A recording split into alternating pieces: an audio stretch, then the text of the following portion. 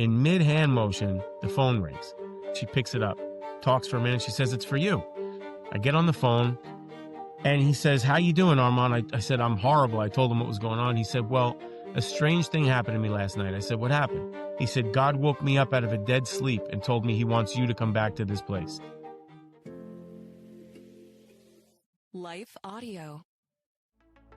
Hello, and welcome to the Confessions of a Christian Alcoholic podcast. I am your host, John Seidel, and I am the Christian who became an alcoholic, not the other way around. Here, we get radically vulnerable about addiction, recovery, messy sanctification, and all the things we turn to instead of Jesus because we're all addicted to something.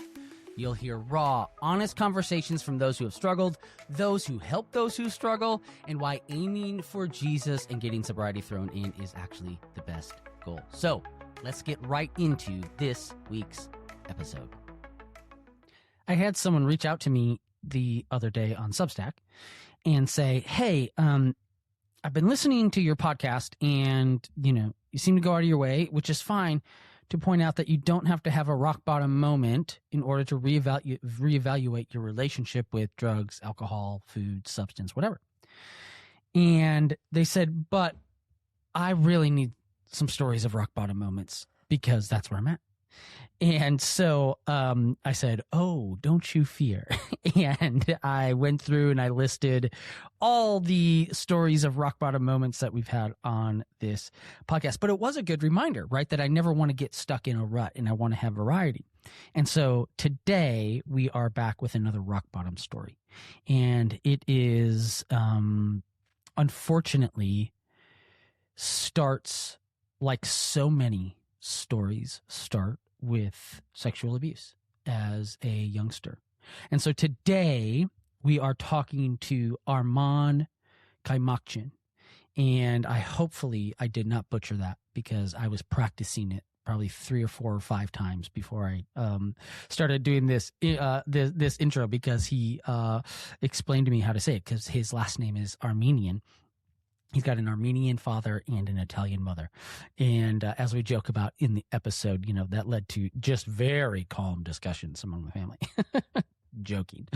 But he's going to tell his story of abuse that started when he was 10, how that led to abuse of substances, and how that led him to a rock bottom moment where he was in a psych ward and just wanting to die. And how the Lord met him through the beauty of Psalm 88. And I'm actually really excited because we're going to read this psalm a little bit, not the whole thing, but a little later in the episode. And I think I love what Armand points out, that this is a psalm of lament that doesn't actually end or turn back in a sense to the Lord. A lot of laments and a lot of psalms that may start dark then end light. And what we see in this psalm, which is 18 verses long, it ends with this: "You have taken away my companions and loved ones. Darkness is my closest friend." And if you're listening to this and darkness seems like your closest friend, boy, I think you are going to really enjoy and get life from this episode and conversation with Arman. He is a regular dude, like a regular Joe. Like, he works construction in New Jersey. He's written a book, which we'll talk about and which I'm holding up now if you're watching this, called He Calls Me Redeemed, which is a reminder that you can go to the Veritas Daily and paying subscribers can watch every single one of these episodes. And I think this might be a good one to watch. You can sign up for a 14-day trial if you just want to try it out. Oh, that's fine. But you can go to the Veritas Daily and watch this episode. But Arman is just a regular guy, and he's written a book about his experience. And I love the way that this book unfolds, because instead of chapters, it's he talks about rooms. He grew up where his dad owned a hotel, and so he talks about the different rooms of his life. And I think it's a beautiful way to describe and talk about what happened to him and how God met him in the depths of his own Psalm 88, where darkness was his closest friend. Before we get there, just a reminder that we have started a ministry called Veritas Recovery. And so this is, I say, especially but not exclusively for those people who know Jesus, love Jesus, profess Jesus, want Jesus, and yet struggle with doing the things they don't want to do. And so what we do, among other things, is create top-level resources for people who want an element of gospel-centered recovery in their life, and either they don't have access to it or they're too ashamed to even go to their church and start asking for help. And I know that shame all too well. And so I would love for you, if you are struggling, to go to veritasrecovery.org, and there you can find resources, which we are continuing to build out. Like, we are in our infancy. And so, you will find some resources there, but know that it's just only growing. And if you feel led to help us reach even more people like you and me, please consider giving a donation. Literally $5 helps. It really does. So check it out, veritasrecovery.org. So with all that said, let's talk to Arman Kaymakcian about his story. He says it's a memoir of childhood sex abuse, heroin addiction, hope, and redemption. Arman, thank you so much for joining the Confessions of a Christian Alcoholic podcast. I didn't, and I say this, I like to point this out when this happens, but you are someone who, I think started following me on Instagram or saw some stuff, and you reached out to me and said, "Hey, I have a story." And here we are talking. And so I always encourage people to do that because, I think there's so many of me and you out there who have been radically changed by Jesus. And so thank you for doing that. And I'm so glad to be talking with you. Absolutely, brother. Well, it's my pleasure to be on. I'm so grateful for the opportunity. And I think the first time I heard you, I was listening to Billy Hallowell. Maybe he spoke about you, or maybe he shared the book, whatever it was. I think I saw your book through him in some way, and then thought, man, I got to reach out to this guy because it's such an awesome testimony. And so here we are. And I'm grateful. And by the way, and I think you were in a good way. I think it took like one or two times. I think I was like, okay, yeah. And then you reminded me. And so please do that, people, if there's so much going on, especially with now starting this nonprofit ministry that, if I don't get back to you right away, bug me. You have permission to bug me. And Billy, yeah, it was interesting because then I saw Billy talking about you, and I was like, normally you would say, oh, if Billy is cool with him, well, then he's really cool. But knowing that you were Billy approved, man, that was a point against you. Almost took me out. Yeah. Billy and I are great friends. He's Billy, the man. He's the man. People might know from the CBN Christian Broadcasting Network. Him and I go back years and years and years, and so love that. So, Arman, tell us a little bit about yourself before we get into your story. Don't get into the story yet, but what do you do now? Where do you live? That kind of thing. Yeah. So, born and raised in New Jersey, Asbury Park, New Jersey, Long Branch, New Jersey, which are towns that are pretty close to each other here, shore towns. I'm 42. I've been married for 10 years to my beautiful wife, Nicole. I have 3 children, 9, 7, and 2, all boys. So it's wild over here. We got a lot of action going on, and, but it's awesome, man. And, I for my day job, I work heavy construction, with the laborers union here in Jersey. So we do underground gas lines, and, that's been a gig I've been doing for about 13, 14 years. And,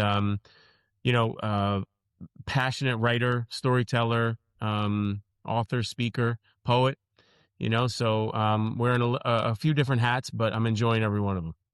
Awesome. I love that. And so you have written a book called, and I'll hold this up if you're watching this, just a reminder, you can watch every single one of these podcasts at theveritasdaily.com. And so you have this book called He Calls Me Redeemed. I'm holding it up there. And it says a memoir of childhood sex abuse, heroin addiction, hope, and redemption.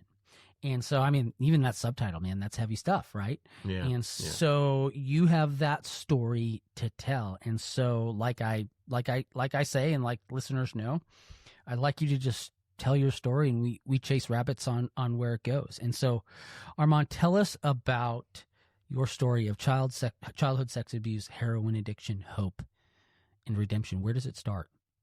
Yeah, man. So I'll start by telling you how the book came about, and then I'll go back in time and I'll tell you a little bit about how it all came to be. So I'm sitting on a train coming back from Brooklyn. I read in your story, you lived in Brooklyn for a while. I was in downtown Clinton Hill, Salvation Army. Yeah. So I was being asked by my probation officer to come back to Jersey. I had been ducking her for a while, and I'm on this train back to Jersey, and I had no money, no prospects. I owed every township money. I had open court cases everywhere, problems in the street, problems with law enforcement, no stable place to live. So I'm sitting there on the train, and I'm sober, and I've been saved by grace through faith in Jesus Christ. He had delivered me from some insane heroin addiction. But I'm on this train, and I'm like, what am I going to do now with my life? Coming back to Jersey. So I wrote this list down, and the list was like very simple. It was like, get a job, find a place to live, get a car, close my open court cases, finish probation. I wrote, meet a wife and have children. I put that all in one line, which I would have split it up if I would have known, it was a little, how it actually works. How it actually works. And, yeah. Right. So, but at the very bottom of this list, and it was like, again, it's a simple list. It's like God spoke to me, and I wrote, write a book about how Jesus Christ saved my life. And at that time, it seemed such an impossibility. I almost didn't want to write it because it seemed so stupid. Like, look where I'm at. Like, what are you even talking about? But I wrote it down, and I sat with that, and I prayed and waited on the Lord. And 15 years later, it finally came to fruition. And the reason that I knew I needed to write the book was, I'll go back now and tell you how it all started. And I knew that my story had the ability to really to radically transform other people's lives as well. And Amen. So I wanted to share it. I felt like it was almost my responsibility to share it. Yes. But I grew up, like I said, between Asbury Park and Long Branch. My parents were split up when I was very young. So my dad's side is Armenian and my mother's side is Italian. It's a cool combination. A lot of good food on both sides and really passionate people. I was going to say, I'm sure, I'm sure disagreements are very calm, very calm. Oh, yeah. In that family. And very few and far between, too. Yeah. I mean, very rare, But, so my father's side, they owned an Armenian restaurant and hotel in Asbury Park, which was called the Armenian Royal Hotel. And it was like full dining room with belly dancers and the whole thing. It was a really cool place to grow up. It was a very interesting place to grow up. Summers were crazy there. It was awesome. Everybody was there. My grandfather, this huge family. It was like my big fat Greek wedding, but Armenian style. Yeah. And just very interesting place. As a matter of fact, in the book, I structured the book into rooms rather than chapters. Yeah. With the idea of walking the reader through these rooms of my memory, and that comes from the hotel. So the idea is, it's played off of these rooms at the hotel. So, I had a pretty normal childhood aside from, some of what I said, interesting place to grow up. But, beside that, it was a pretty normal childhood. I remember so many great memories of being on the shore, Jersey Shore, summertime, going to the beach and, going for pizza and going to all these different events and festivals and things that were going on, and just had a great childhood. 10 years old, the sexual abuse started. When the sexual abuse began, it just completely derailed my entire life. It was very abrupt. There was no warning. There was no real grooming process that I can remember. The person responsible just saw an opportunity, took it, and then from there it extended out a few years. But I could talk a little bit more, Yeah, which, by the way, I was talking with our recovery pastor at church. I don't know, I guess this was just last week. And I think what people don't realize, and maybe, we talk a lot about it on this podcast because it is a through line, right?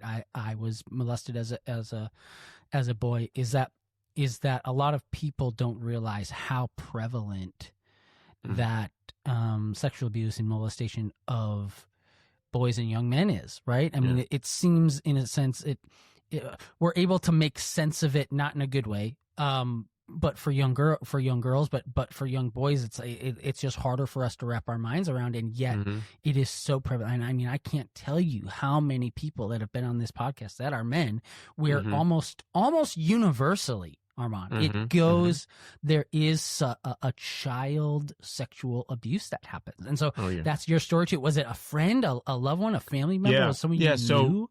Well, I'll just be honest. I changed names and things in the book for a lot of reasons.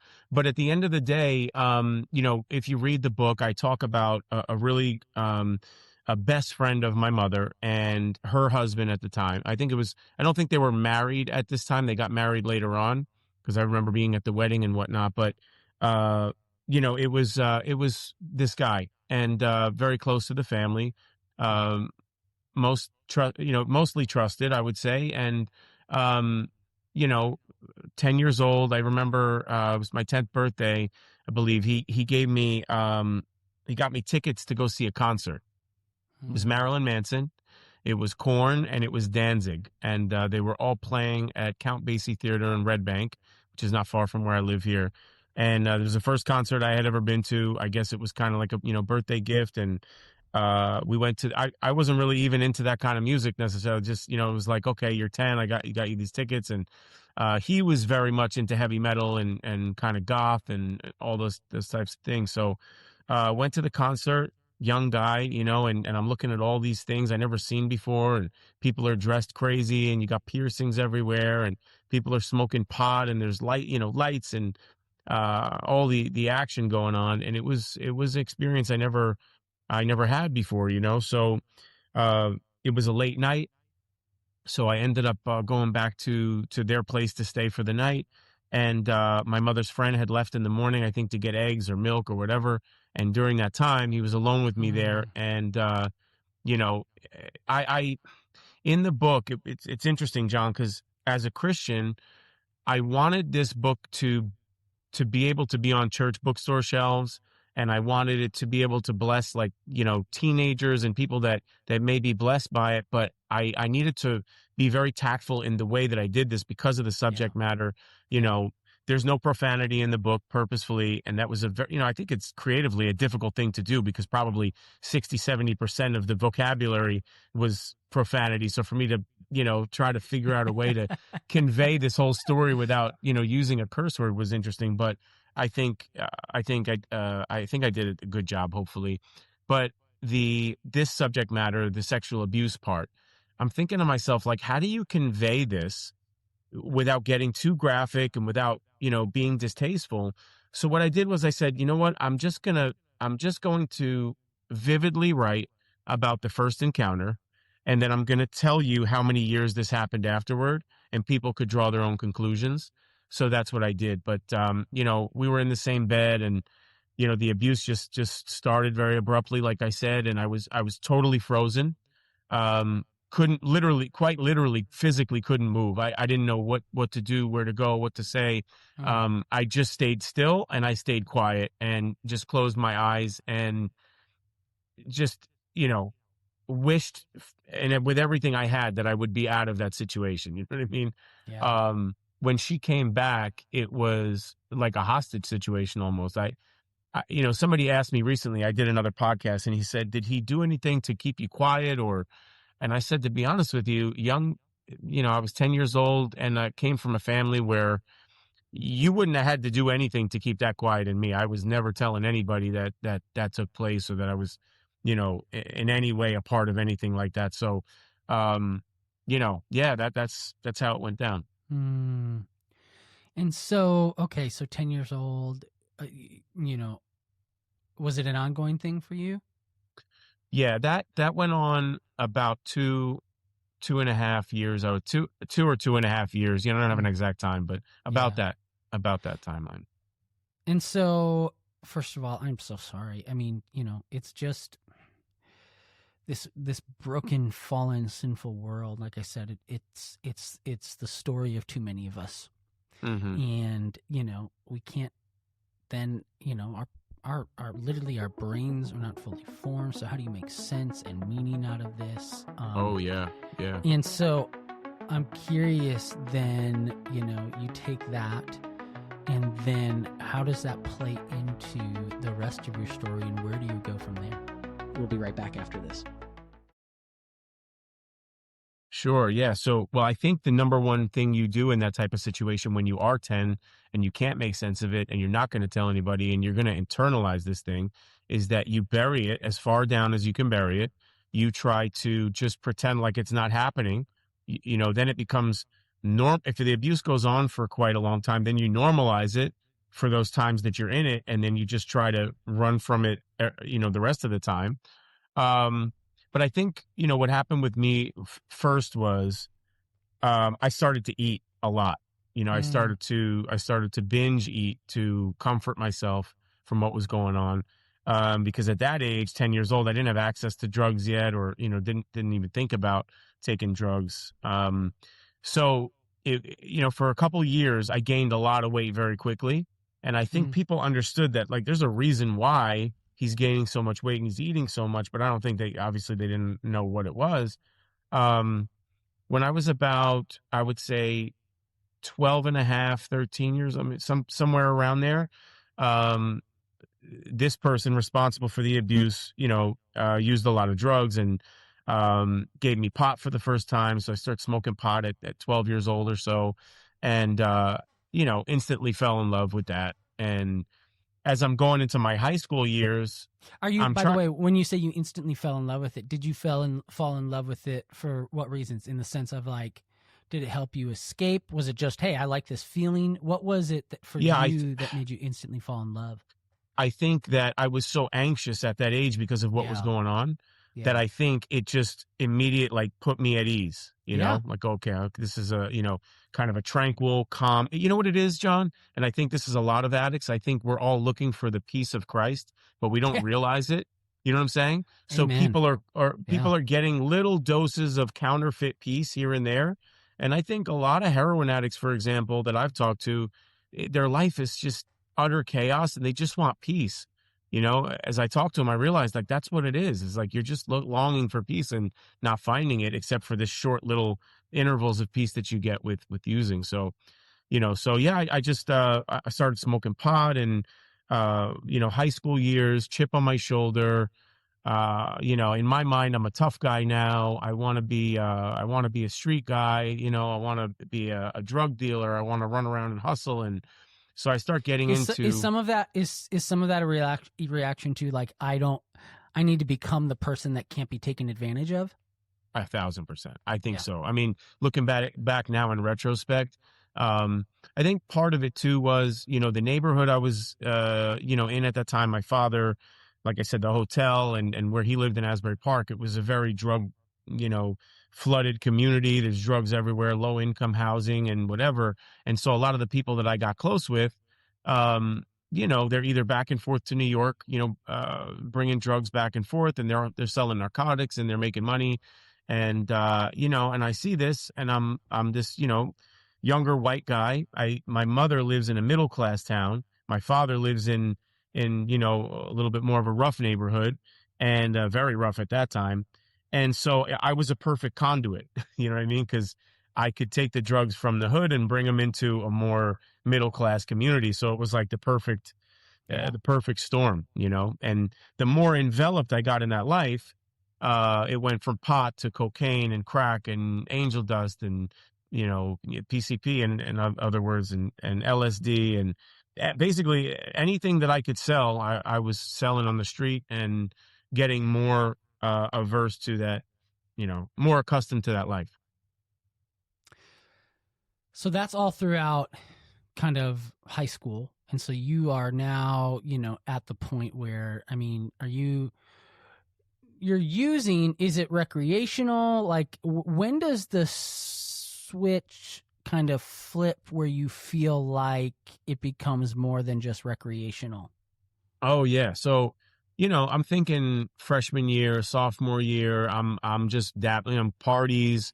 I'm selling pot and I'm selling some narcotics, but I'm not full in yet because I'm still in high school. So it really wasn't until I moved out of my mother's house, dropped out of high school, got my own place that I'm like full on. This is what I do. This is who I am completely. So high school was more like probably a lot of high school kids experience, parties and drinking and smoking pot. And, where I'm from, Asbury Park, a lot of the people that I was dealing with there, if they would have known that I'll say it this way, if there's certain drugs that you do that are okay to do, and then there's certain drugs that you do that are off limits, and if you do them, nobody's going to do business with you. So cocaine would be one, crack would be another one, heroin would be one, because people know they can't trust you at that point, So all those things I pretty much stayed away from for the most part. I can remember we used to sprinkle some crack in pot and smoke it, in high school. Maybe we did some things like that. LSD, I know we did quite a few times. Mushrooms, we used to do all that kind of stuff.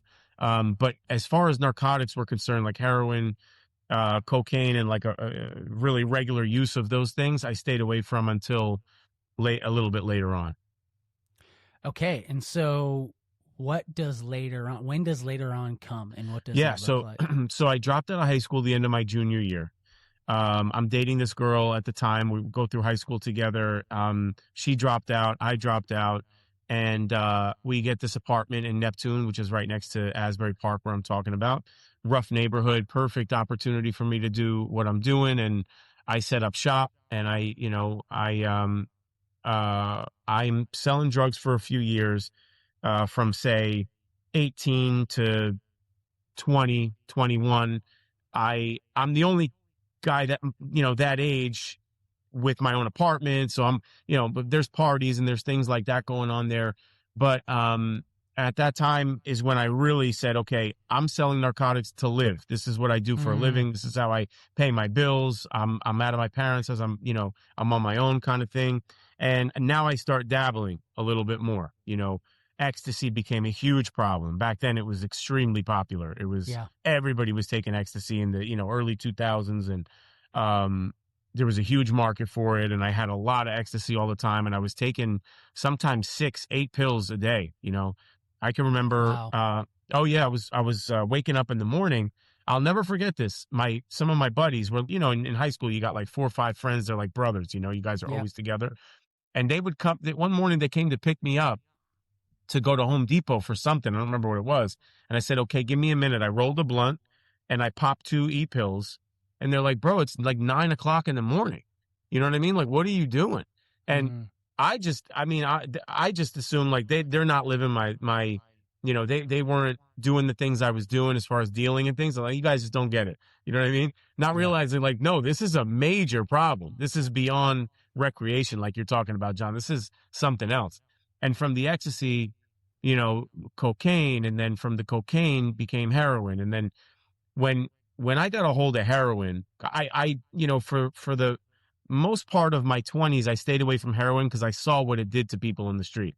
And I was always petrified by, the begging and the crying and that I saw, and the dope sickness. And because I'm in, we're going into crack houses and shooting galleries and in the hood, and I'm seeing stuff that just, would keep anybody away from it. Yeah. So I stayed away from it for the most part of my 20s.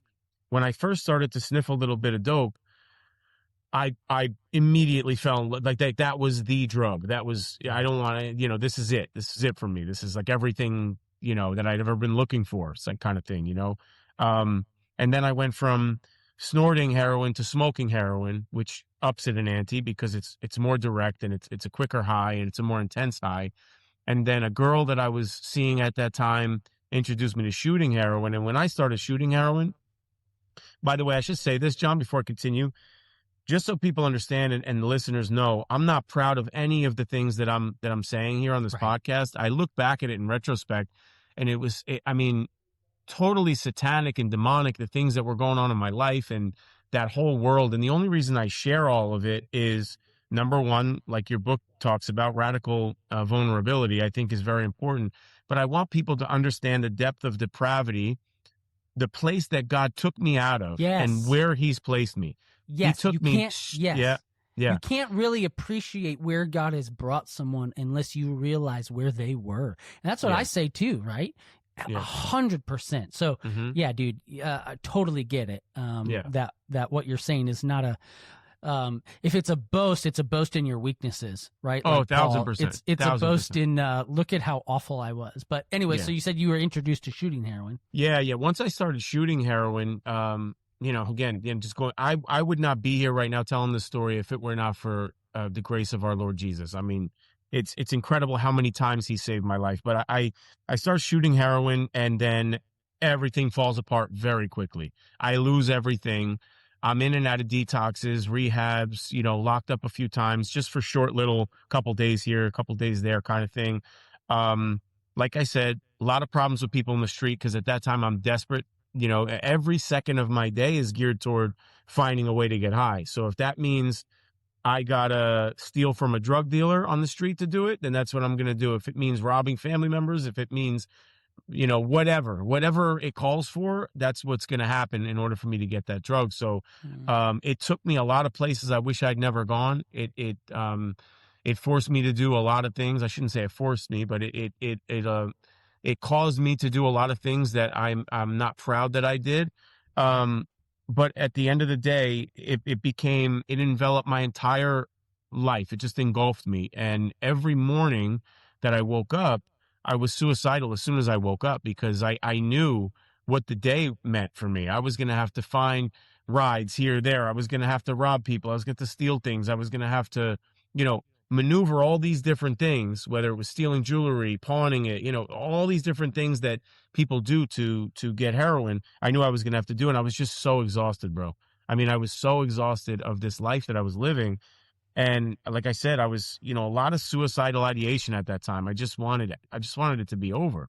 And, I'd gone through so much pain for so long, and the internalization of the childhood sexual abuse. And like you said, there are so many, I meet so many too, John, that I talk to, and I'm like, I can't believe how prevalent, like you said, this is. A lot of men don't feel comfortable talking about it. A lot of men definitely don't write a book about it. And so, I think that men don't like to be vulnerable, of course. It's, we don't want to, it's looked at as like a weakness. So nobody wants to talk about these things. I think that's why we don't hear it as much as we would otherwise. But anyway, I say that to say that when you internalize something like that as a child, you have that kind of trauma and you don't speak about it and you don't deal with it. It's like a perfect storm for just a life of chaos. And I think it's, a lot of common denominators that we see in all these different stories. The drug abuse and the alcoholism and everything else is all very prevalent in that kind of a story. So anyway, I'm at this point just, completely miserable, at my absolute lowest, suicidal. And what's your relationship like at this point with your family? I mean, are you estranged from them? Are you still engaged with them? What does that look like? So I'm glad you asked that. My people are sick of me at this point. I mean, nobody wants me around. My father, he's on the back cover. I don't know if you noticed, but that the man sitting with me is my father. Yep, here it is. I'll hold it up again for people who are watching.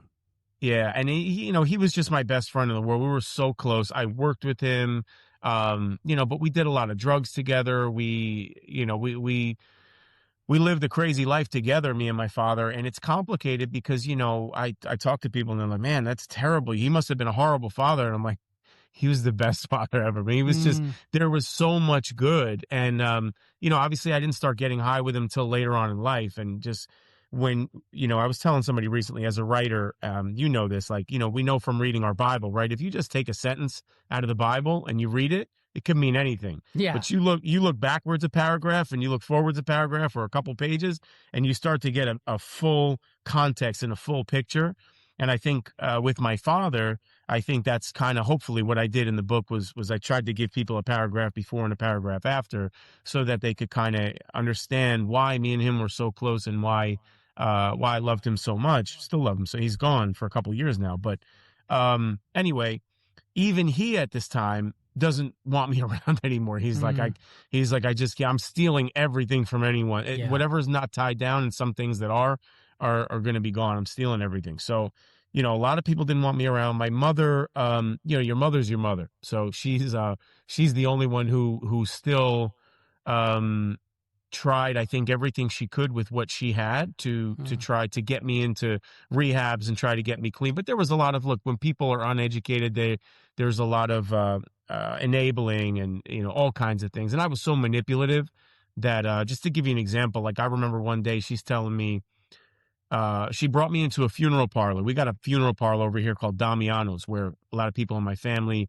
that does not sound like an Italian funeral home, I have no idea what. Like that seems like straight out of The Sopranos. Yeah. I wrote about it in the book, but she brought me in there and she wanted me to look around and pick out my casket.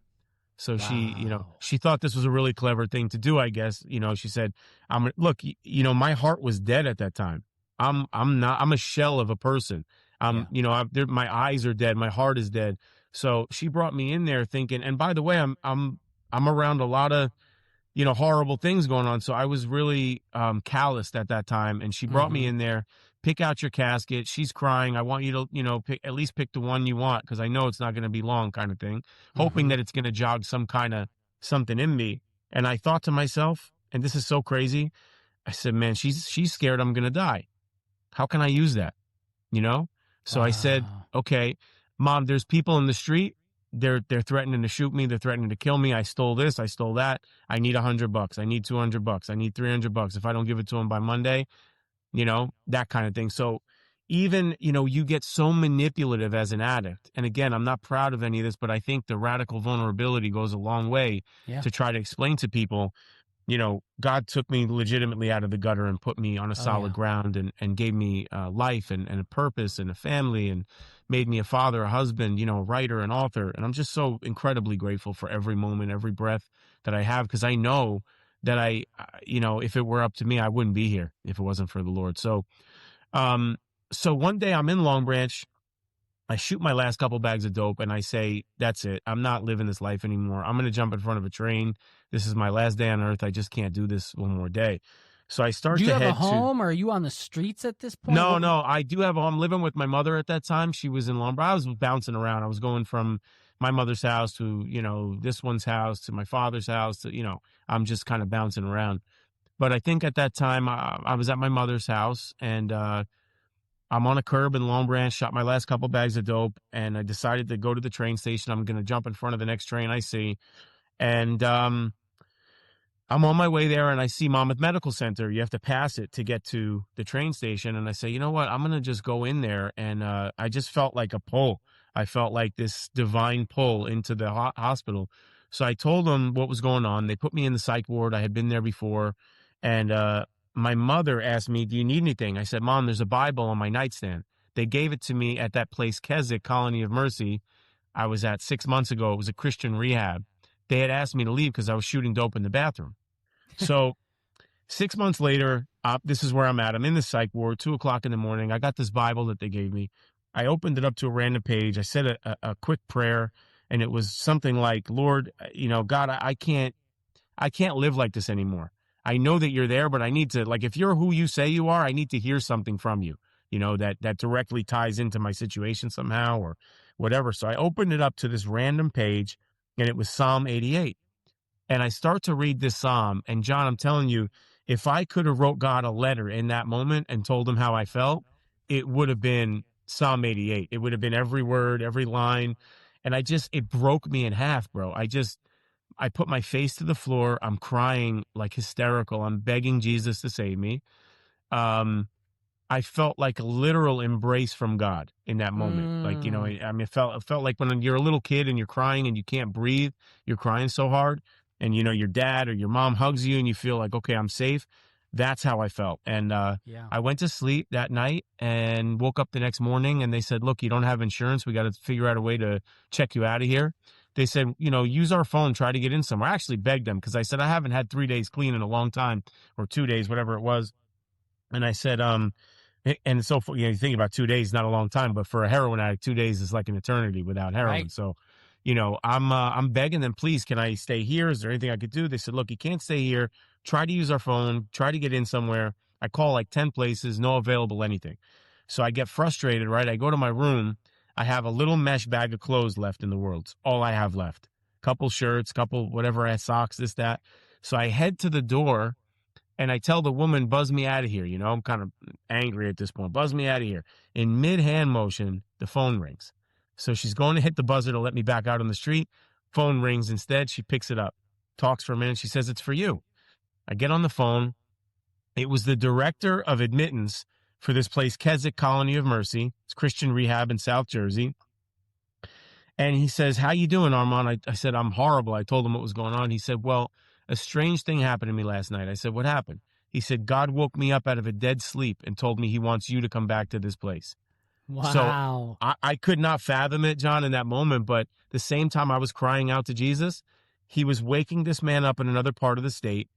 And this guy wakes up in the morning and says, I have to find this guy. I got to get him back in this rehab. And by the way, the one place I didn't call, because I figured there's no chance they would take me back. I'm not even going to bother.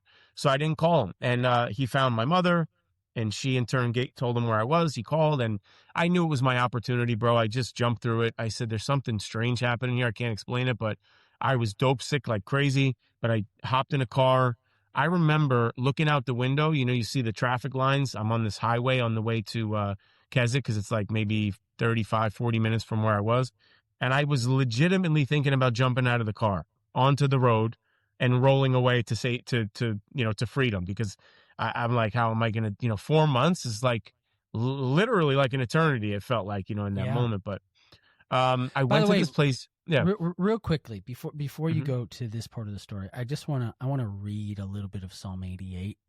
Okay. I think because it's so good. And if you're not watching, I'm reading from the Life Recovery Bible, which I've just come to really appreciate. And then I want to read you the little note, but Psalm 88. And so this is the cry that Arman does in the middle of the night. It says, "O Lord God of my salvation," it's the New Living Translation, "I cry out to you by day. I come to you at night. Now hear my prayer. Listen to my cry. For my life is full of troubles and death draws near. I am as good as dead, like a strong man with no strength left. They have left me among the dead, and I like a corpse in a grave. I am forgotten, cut off from your care. You have thrown me into the lowest pit, into the darkest depths. Your anger weighs me down. With wave after wave, you have engulfed me. You have driven my friends away by making me repulsive to them. I am in a trap with no way of escape. My eyes are blinded by my tears. Each day I beg for your help, O Lord. I lift my hands to you for mercy. Are your wonderful deeds of any use to the dead? Do the dead rise up and praise you?" And so that's the first 10 verses. And then I want to read what the Life Recovery Bible says in the notes here. It says, and if this is not you, and so many of us, right? All of us who have struggled with addictions know what it means to feel hopeless and overwhelmed by troubles. It is comforting to know that God listens to our cries. We are privileged to have the Bible, which tells us about God and his power, to help us when we call out to him. No situation is hopeless for those who call out to God. When we feel helpless and abandoned, we need to look to God and hope in his deliverance. Man, I mean, that's Psalm 88. I was actually reading this morning in the Psalms and just very similar, like Psalm 69 and Psalm 70. Mm-hmm. And, it's interesting because it's like, I'm not, I'm obviously, I'm sober and I'm not where I was, right? Yeah. But yet, what I have continued to find is like the way that life works and the sin and the brokenness of the world that still exists works is that there's always going to be some type of hopelessness that is there, right? Yeah, at least absolutely. That's my experience. And so I am just so encouraged by your crying out to God. It mirrors some of my crying out to God in the past and even currently. And man, so what an incredible thing. And I think, by the way, one of my encouragements to those people listening, and I've heard this in the past and I'm trying to do it more, is to pray the Psalms, right? Yes. And Yes. really, like, as you're reading them, like, what does that look like? I think it doesn't have to be anything mysterious, but it's like, Lord, this is me. I'm crying out to you. I'm asking you for this. I mean, there's a guy that I know right now, Arman, that is drinking himself to death. And I'm going to send it, as soon as we get done with this, I'm going to send him Psalm 69, Psalm 70, and Psalm 88 and say, brother, this is you. I know it, Yeah. So thank you for sharing that. I just love infusing scripture where we can. And so what a What a gut-wrenching and true psalm. So then, you know, burp, burp, burp, burp, that's our little commercial break, if you will, for the Bible. And you know what, John, too, I'm so glad that you read that, and maybe it's a good time. I was going to maybe talk about it later, but I think it's a good time to talk about really quickly. And aside from, I'll continue on with the story, is that my second book is just about finished, and the title is He Meets Us in the Dark. Yeah. And the reason that I wrote that is because I became fascinated with this particular psalm. God, what was it about this that you used it to break me in such a way that my heart would be on fire for you? Why did you even leave a psalm like that in the canon? There's no hope in it. The last line is, darkness is my closest friend. There's no turn toward hope, or, it's not like the rest of the psalms. So I started to ask myself, first of all, who wrote this? Why did they write it? What were their lives like? What were they going through? And I found a really fascinating story, John. We'll be right back after this. So I wrote this book for people that are living in some of the darkest moments of their lives. They may be believers even, and they're coming to church week after week, and they're hearing all these sermons of victory, but inside, they're dying inside, legitimately dying inside, and they won't talk to anybody because this idea of radical vulnerability, they don't want people to think of them in a negative way. They don't want to mess up their reputation. Maybe people look at them in a certain way and I can't talk about this. I can't talk about that. I think Psalm 88 gives language to that kind of pain. Yes. And I think the reason, at least this is my opinion, the reason God left that in the canon is to give us the freedom as Christians to pray to God in that way. Yes. There's even like some accusatory language. God, you put me in the lowest pit, in the darkest depths, which is, people don't want to pray something like that. And I just think that, as Christians, we get very good at hiding. And so I wrote this book, to meet people in the darkest moments of their lives. It's a 30-day transformational journey through Psalm 88. But it's riddled with scripture and cross references and, old hymns that I put. And I actually wrote these pieces called movements. So the whole book moves kind of in a musical fashion because the Psalms are set to music. It's kind of orchestral language. And there's these old hymns and quotes. And I think people are really going to be blessed by it. So I'm excited about that. And I just wanted to mention it because we're talking about 100%. Psalm 88. Yeah, I was going to ask you to talk about the new book at the end, but that was a perfect place to do it. And I think, listen, a few months back, I stepped in it by talking about some of my own cries of lament that have been cuss-filled at times, and I think the language of recovery sometimes is caustic to people who have been in the church for a long time, right? And that's definitely not to say that means it is okay and right in every instance. But I think sometimes when we are lamenting and we are in grief, to your point, to point out that there's some accusatory language in here that is like, God, are you serious? Right? And I think what the Psalms show us, and to your great point of why would God leave a psalm like this in the scriptures, is I think because they're examples of like when you are literally at the end of your rope, when you are so dope sick and you are just watching the lines pass outside the car as you're going to your final last chance of hope and recovery. This is a psalm of that, and in my Bible, I went to seminary and they talk about how these, in the Psalms, there's these little sections. I forget there's an actual name for them, but underneath the psalm it says, for the choir director, and it's superscription. Like, it's a superscription. Exactly. And so it's like, we don't know exactly when those were added, right? But they've kept them in there because it's just they've been in there for a very long time. But I love how Psalm 88, it says, for the choir director, a psalm of the descendants of Korah, a song to be sung to the tune, the suffering of affliction. And I think what's so interesting, like there was a song out there called The Suffering of Affliction that the children of Israel sang, and I would love to know what that said, right? But guess what? It probably sounds a lot like Psalm 88. Right. You're probably right. Yeah. It really, like, sing it to the tune, baby, because these words are just like it. Well, so one of the things that fascinated me about it was that superscription that you're talking about, it's written by so the Psalm 88 is written by a man named Haman, who is one of the sons of Korah. If you remember back to Numbers 16, right? Korah, he rebels with 250 others against Moses, and the ground opens up and swallows them whole, right? But there's one single line in there of redemption that I think a lot of people miss, which is God spared the sons of Korah. They did not die. I'm paraphrasing that. But what happens is from that line become this line of singers and poets and worship leaders, temple worship leaders. And Haman, he was a man known for his wisdom, and he was a leader in worship and in the body of believers, of the Jewish people at that time.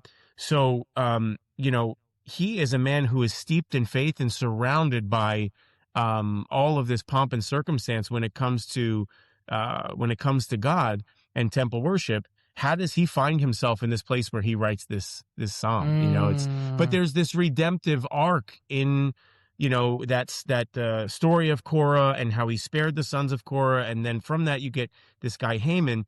And when they talk about Haman's wisdom, when they talk about Solomon's wisdom, they compare it to the wisdom of Haman and a few others. So he was known for his wisdom. It was fascinating to me. So yeah. Okay, we had that little interlude, which is a great interlude, great scripture interlude, talking about the new book coming out, which I do want to have you let us know when people can pick that up at the end there. But okay, so you're on your way to this, gospel-centered recovery place. Pick up the story there. So Keswick Colony of Mercy is one of the oldest, I think it is the oldest live-in rehabilitation center in the country, if I'm not mistaken. It was started by a man named... Okay, there you go. It was started by a man named William Rawes, and he had a vision, and he built this little place back in the late 1800s, and there have been, hundreds for sure, maybe even thousands of men who have come through this program for alcohol and drugs and and have just had these life transforming situations happen and where they put their trust and faith in Jesus. So anyway, I give my heart to Christ. I go to this place. I fall in love with the Lord, but it wasn't easy, man. It was 2 weeks of absolute hell on earth. I'm talking this place. When you get clean here, there's no Suboxone. There's no things to kind of wean you off of the heroin. It's a work program. There's no TVs. It's, you're in the middle of the woods. It's the Pine Barrens, basically. And you're just there, and it's just you, your Bible, the Lord, and then the other 40 men that you're there with, going through it with you, and then, all of the leaders that are there, the chaplains and people that are your counselors and others.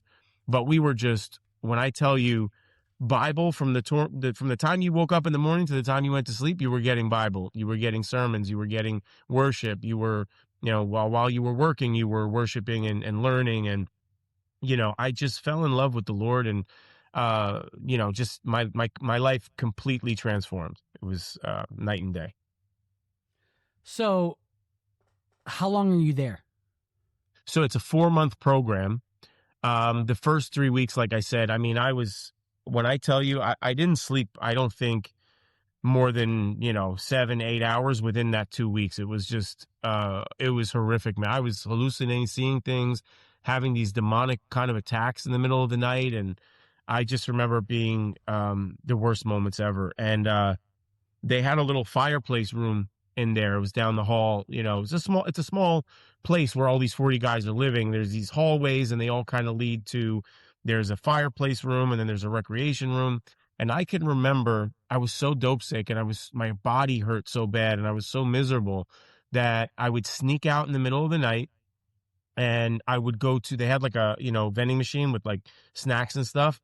I'd put some money in there and get a couple Entenmann's cakes or whatever kind of things. Cause I was like I think a lot of heroin addicts, when they come off, they go to sugar, as like a kind of a replacement or a comfort. So, It's not that it's a good thing, but that's what I was doing. I was going into the fireplace room, and there would be like embers in the fire left over from, a couple hours earlier. And I would go outside and I'd get some firewood and come back in and build the fire slowly. And then I would just sit in front of the fire, man. And I did that night after night. And I would just pray and ask God to please just like get me out of it. Just how I can't feel this anymore, And I wanted to run. I wanted to leave the program. But night after night I went, and he was faithful and he kept me there. And, I said, you know what, if I'm going to be awake, I might as well read this Bible. So I opened it up and just on page after page, and I'm just reading. And the more I read, the more my heart was just, my heart was changing. My mind was changing.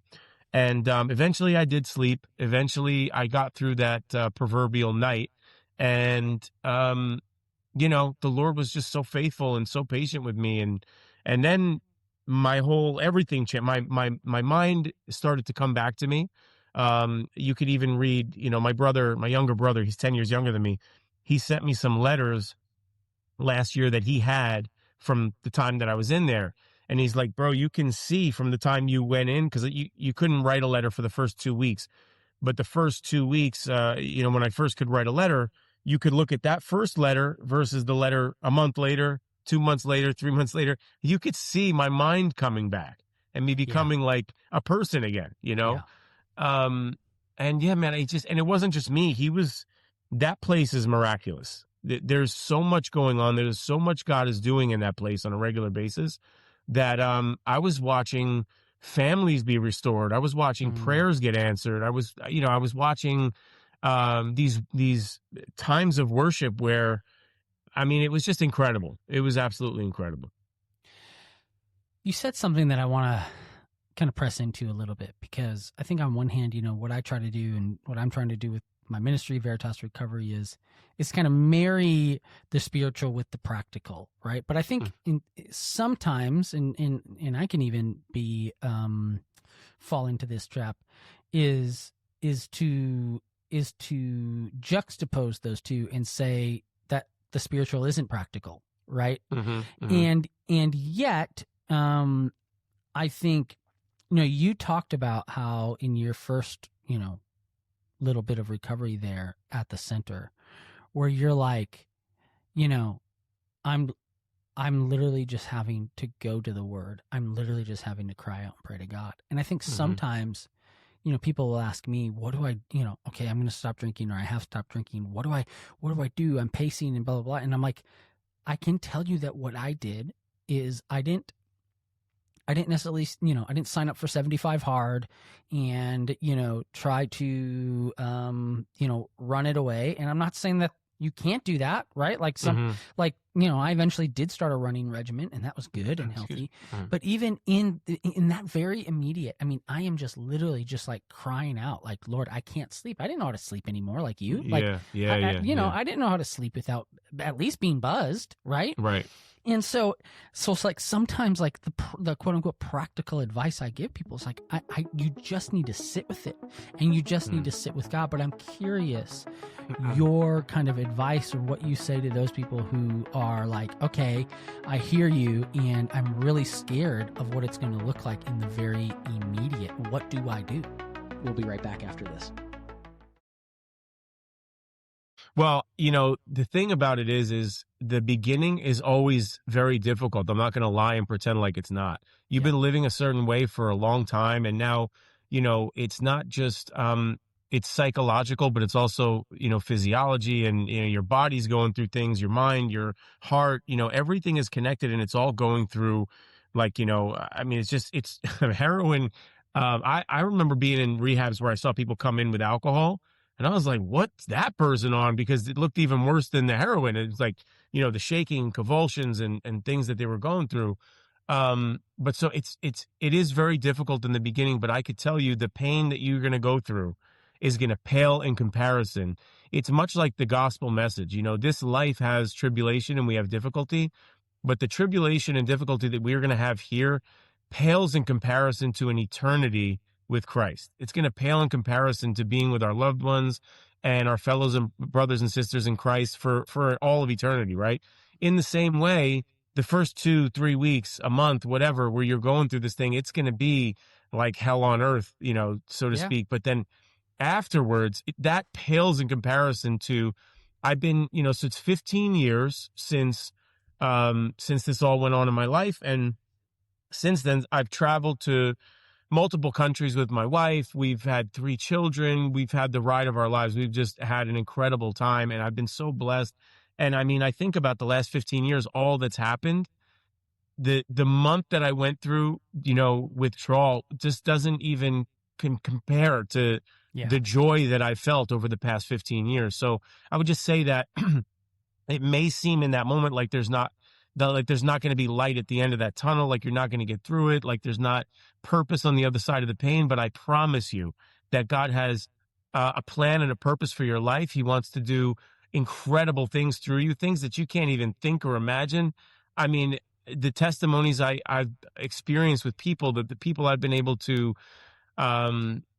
pour into and help, other people, it's incredible what the Lord has done. So Yep. I say all that to say, it's going to be tough in the beginning, but really, I'm telling you, if you look at it, from a 30,000 foot view, it's nothing in comparison to what you're going to experience on the other side. And the other thing I would say is, like going back to when I was 10, one of the things that happened early on, and a way that I got wrapped up in some of this abuse, was the guy was a computer programmer. He was, very adept when it came to computers. And even back then, I'm talking like the old dial tone ring, whatever that was, AOL thing. He was downloading, I should say, image after image after image of pornography on this computer. And I'm sitting there at 10 years old with this glowing screen. And, you could see the picture slowly start to form down the screen. You remember how that used to happen back in the day?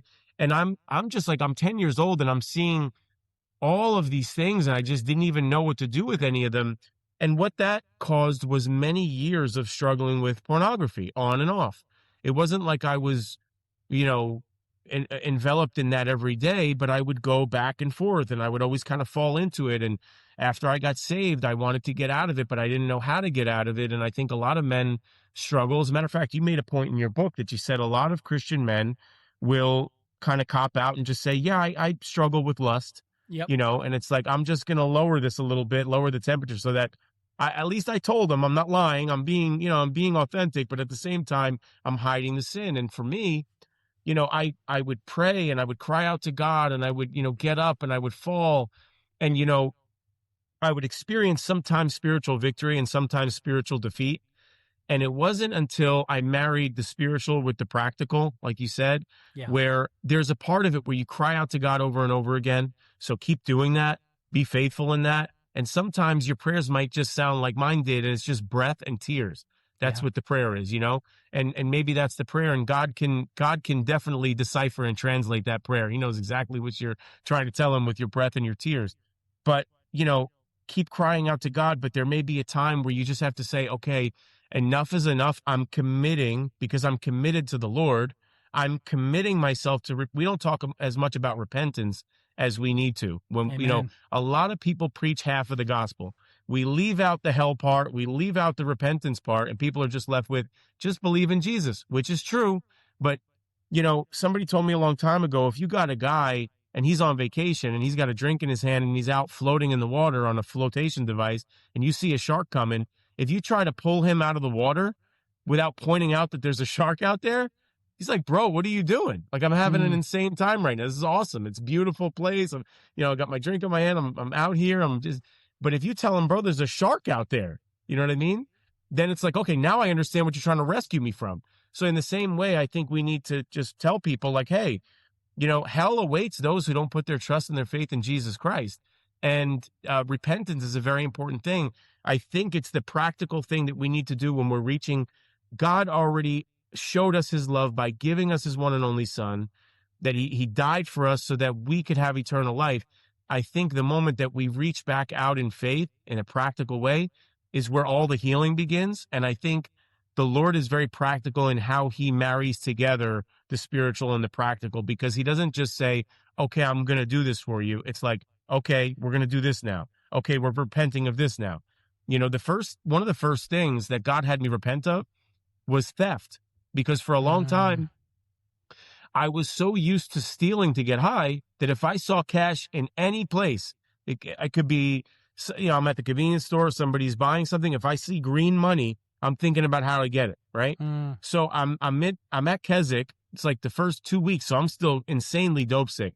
And they say, Arman, we want you to manage the collection plate.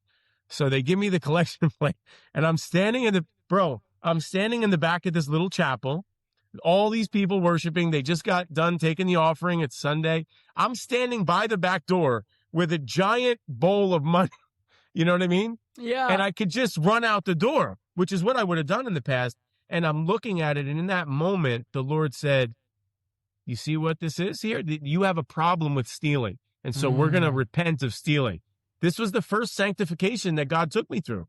Wow. Stealing is wrong. It's a sin. We're not going to do that anymore. He started out real slow. Yeah. Bar was very low for me. Just don't steal the church's money right now. That's all I'm asking you to do. It's very, you know, like, let's just get past that, and then we'll move on to and then he keeps upping the ante as you begin to walk with him, because you have more responsibilities, and he starts to like, well, what about this now? How about this over here? There's a great little book called Make Your Heart His Home. I don't know if you ever read it, but you know, the whole concept is like, we invite Jesus into our heart, which is a home that he's supposed to come in and take ownership of, you know? And so if he's going to own this house, he's not just a guest anymore. He's not just there to kind of hang out for a little bit. He needs access to every part of the house. I love this little book. The author, I think it was written a long time ago. I don't remember. People could look it up, but it's a cool little book, and it's an easy read. And I think it's super practical, because it's like, how do we give Jesus every part of our lives? So going back to the pornography, I struggled for years and years, and I kept getting up and falling. And one day, this guy comes to me a long time ago, and he says, hey, man, I know you're a Christian. I'm struggling with pornography. I don't know what to do about it. My wife is a great wife. She's available to me. I don't know why I'm doing what I'm doing. I can't make sense of it, but I know that you're a Christian and you probably don't do this. So how do I, right? And I'm like, oh gosh, you know, like, how do I? So I just was authentic with him. I'm like, bro, I struggle with the same thing, but I really wanted to help him. So I said, why don't we do this? I said, let's go a month together. We'll go 1 month, me and you. I'm not going to leave you on the front lines fighting for your life, and I'm going to be, you know, doing whatever. So I said, we're going to do this together. We're going to commit to it 1 month, from this day to this day. If you want to go back to it, fine. If I want to go back to it, fine. But we're going to go 1 month. 1 month turned into 2, then 3, then 4, then 5, then 6, then a year. And, you know, every time I check back with him, it's like, bro, how you doing? Awesome, man. I'm free, you know? And I think Christ gave me freedom, but, you know, it was like I had to pray and fall and get up 1,000 times before the deliverance came. It wasn't just like, okay. And I think he allowed that. I think he allows that in our lives for a reason, because when we go through the difficult process, there's muscles being built. There's things happening in that, in the struggle, in the trial, you know? So anyway, I'm probably talking too much. Go ahead. Well, no, I mean, I love what you said about letting Jesus into all the parts of ourselves, right? I mean, that's one of my mantras, right? When I talk about my story, it's that I had, you know, even as a Christian, right, there were parts of my heart, there were parts of myself that I had not let Jesus fully into. Now, a lot of them happened to deal with and go back to some of those traumas, right? I didn't want to, it wasn't necessarily like, Jesus, I don't want you here. It was, I knew that if I had to let Jesus into those parts, that means I had to face them. I had to open the door. I had to see what was in there as well, right? And so I think it is so true that when we look at, you know, whether Christians or not, when we look at how this happens, it's we don't allow Jesus into all those parts of ourselves. And here's the thing, Arman, like, I'm still finding parts, you know? I had something happen to me recently that I'm like, I actually think I have a struggle with anger, you know, that I never would have maybe said it quite like that, you know? And so I'm like reading this book on anger. I'm like, I need to root this out. There's some anger, you know. I thought that I'd gotten over that. I was kind of an angry kid, but then I wasn't. And I'm like, and the Lord just revealed, like, no, there's parts of yourself that you haven't fully let me into, and you need to do that, right? And so I think I love hearing that from you. What would you say as we kind of wrap up here? What would you say? You know, you're someone that tried a lot of different types of rehabs, you know, programs, whatnot. What would you say is different about the Christ-centered, the gospel-centered approach to recovery versus some of the others? Oh man, I mean, it's night and day, because Jesus talks about building a house on a solid foundation. If you don't build a structure on a solid foundation, right, when the storms come, and they're going to come, people are going to pass away. You might have sickness in your, for somebody close to you, or you may go through a health scare, or, a million other things that could happen in your life. And I think a lot of addicts tend to look, every time we went through something, we turned to whatever the thing was that we went to for comfort, and I think what separates a Christian rehab from a secular rehab is that foundation in Christ, that you're building your house on a solid foundation that you can always, no matter what's gone on in my life. 15 years, a lot of things have happened. We've had deaths in the family. We've had, spina bifida diagnosis with my middle son, Nikos, which I talk about all in the book. But we've had a ton of things happen. And, rather than turning to anything else, it's been, okay, I know exactly where to go. I'm going to Jesus. He is the answer. He's always the answer. He's always the right answer. And I think that that foundation was built at Keswick, to be in this place, that I was surrounded with these godly men that were doing life in a different way than I had ever seen or experienced, number one. And then, being rooted in the Bible, understanding the scriptures. It was the first time I had ever read through the Bible and understood who Jesus actually was. I have a great friend of mine. His name's Josh Khachadurian. He wrote a book called The Standard, and it's a phenomenal book. The whole premise is that Jesus is the standard for masculinity, and he does it in a really masterful way. I love the book. But he, when I first read through that, I thought, there's so many young guys, they don't even know who Jesus is, because I just thought he was like the feminized picture that I saw on the wall. I didn't realize that he was the standard that I needed as a young man to look to. And, the example that I didn't have in many ways. So anyway, to answer your question very simply, what would the difference be is, I think that would be the answer is the foundation in Christ, So you talked about you're working on a new book coming out. Where should people go if they want to learn more about you, if they want to find the first book, He Calls Me Redeemed, which I'm holding up here again, and then get the second book as well, and to get in touch with you? Where can they go? Yeah. So, you can follow me on Instagram. You just, the thing about it is my last name is very long, so it's kind of tough for people. I'm trying to work out an easier way, because my website is www.armankaymakcian.com. So if you just look up He Calls Me Redeemed, you'll see a bunch of stuff come up, and you could spell out my full name. Hopefully, maybe there'll be some links in this video here that people could go to. Absolutely. So we'll put links so that people could go to the website, go to my Instagram. But for the new book, because I don't have an actual release day yet, it is in the final stages. So I was hoping to have it out by Easter. It looks like maybe it might be a little bit after, because we're getting closer and closer.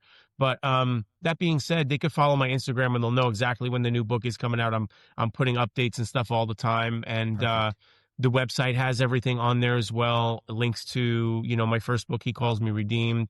And I think people will really be blessed by both the first and the second book.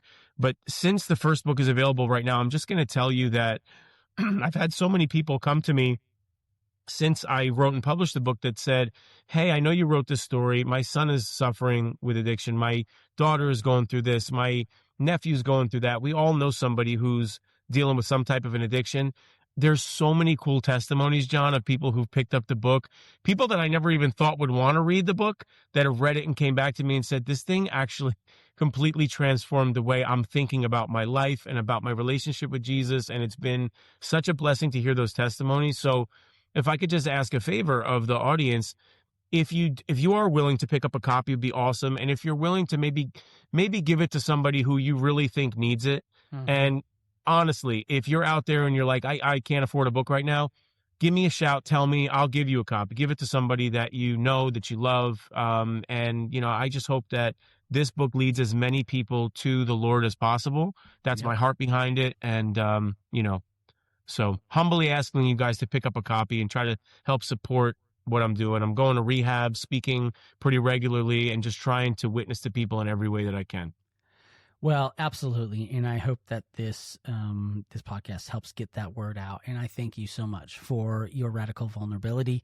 I can't wait to read the second book. You've sent me an early copy that I haven't had a chance to get through yet. But man, I know that what you're doing is important work, and for the gospel-centered recovery movement, and can't wait to even potentially partner with you on some things. So thank you so much. Appreciate you, and we'll be maybe we'll get you on again as we talk more about gospel-centered recovery and what it looks like. So thanks, Arman. Awesome, man. All glory to God, brother. Thank you so much for having me. It's been my pleasure. Thank you. Here's just one of the many things I love about what the Lord is doing right now is that I can talk about gospel-centered recovery, right? And I talked a little bit about Veritas Recovery and the ministry that my wife and I have started. But like this concept of gospel-centered recovery, it's not my concept, right? I mean, this is the concept, I think, of the Bible, right?